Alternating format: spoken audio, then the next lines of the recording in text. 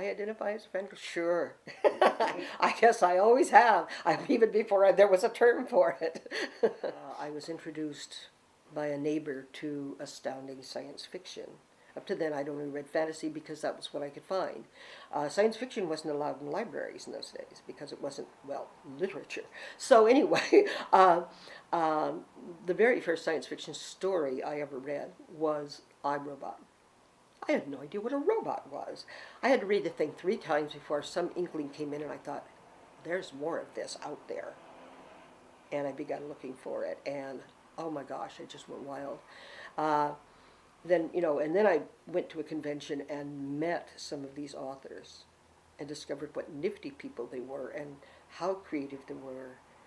And it was just, seriously opened doors to me. I found fandom itself by going to the conventions and meeting up with all of these other crazy people who did the same crazy things that I liked. Frankly, in our wildest dreams, neither John nor I thought it was going to succeed. We really didn't. But the trick is you don't tell the others, ever. And so here we were parents, we're going through colicky babies and all of the things like that. We ended up moving twice in 1 week because we had a house sold out from under us. This sort of thing, and all these little adventures, and still the fans kept on. Once we sent out the initial how to write a letter, what to do, and we couldn't let Gene Roddenberry pay for the thing. Now, John had a middle management job at the time, so it was not a terrific financial burden on us, but it was not something we could run out and pay for ourselves. But the fans came through like champions. They would send us rolls of stamps. We walked out one day, on our front porch was a ream box full of paper for our printer, because everything was run off on our printer in the house. And they would come over on weekends and help us fold and label envelopes to mail them out, and help us find mailing lists. And I mean, but from the outside, it kind of looked like a pop shot. Hey, let's throw a campaign. Bomb, boom, here comes, and the campaign worked. Ta-da! And everybody goes, wow, that was easy, I guess. No, not really. Back when we were all the only people on Earth who were, we felt we were like the last hope of this planet, because we did read, we learned things from books, and went into the studies if we could, but we were our own little coterie. We were our own little bunch. Now, not only are we worldwide, but people go, perfectly normal people on the street go, oh, you're a science fiction fan. Cool. And, and before, when it was like, you read that Buck Rogers stuff? And it's a whole different attitude. And when you've gone public, as it were, with something like fandom, then you end up with a whole different thing, you see. But it's fun, and I think it's a good thing. I think it's healthy. My proudest moment as a fangirl was actually watching the Enterprise rolled out on the tarmac at Edwards Air Force Base. We got it named. The fans got it named Enterprise. We were misinformed. We were told it was going to fly. It kind of doesn't matter because it was still the test vehicle, as all the Enterprises have been down through history. But when I stood there, I was standing on my chair cheering when the thing came out, and I stood there and looked at that. I don't think I will ever forget that moment. It was so amazing. And I thought, and as a matter of fact, I was jumping up and down yelling, we did it, we did it. And I meant all of us, not just the Trimbles. I do like the ones that have a story in back of them too. Cat's Paw was a story that Robert Bloch wrote to get everyone off the bridge so that Uhura could sit in the captain's chair. And NBC said, no, nobody will accept a female commander or, well, a black woman as a female commander.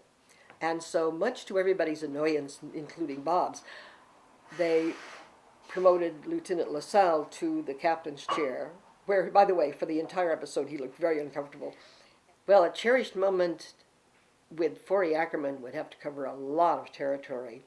He was a strange and wonderful man, and our kids grew up calling him Uncle Forrest because they were two of the only four children allowed in his house, because his collection was so fragile, and he had one little kid run through the house and tear up books that can never be replaced. So, but he knew that our kids had been taught to take care of books, so they could come in. And of course, he always had some little treat and everything. He was a big boy, a little boy grown big, as it were, because I think he really did. Always was about 14 years old, and we've lost him now, and we do miss him. He did wonderful and crazy things. I really, really liked all of the writers we knew. Bob Bloch, I mentioned, Isaac Asimov, an avid science fiction fan himself as well, Harlan Ellison, acerbic, sarcastic, and down deep, a very vulnerable man. But we've had a strange and wonderful relationship with him for years. David Gerald and Robert Heinlein, I guess. Robert Heinlein and Arthur C. Clarke are two friendships we cherish very much.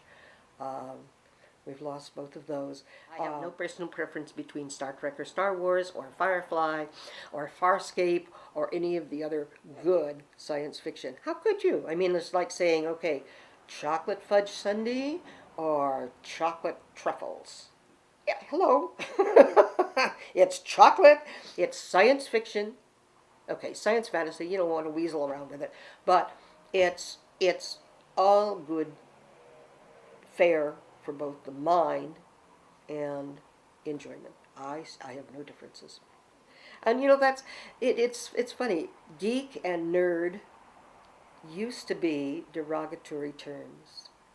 When I was a kid, you never called anybody a geek. That was a freak. I don't think we're so much freaks anymore. I think there's so many of us. That's the lovely. We outnumber them. We have so many people who really think, and who reach out in whatever way they can which I love to do, is to encourage other people to be creative. And I teach a class called Pushing the Envelope, and in it, I make people, like one woman says, I don't do random. Well, you're going to do it in this class.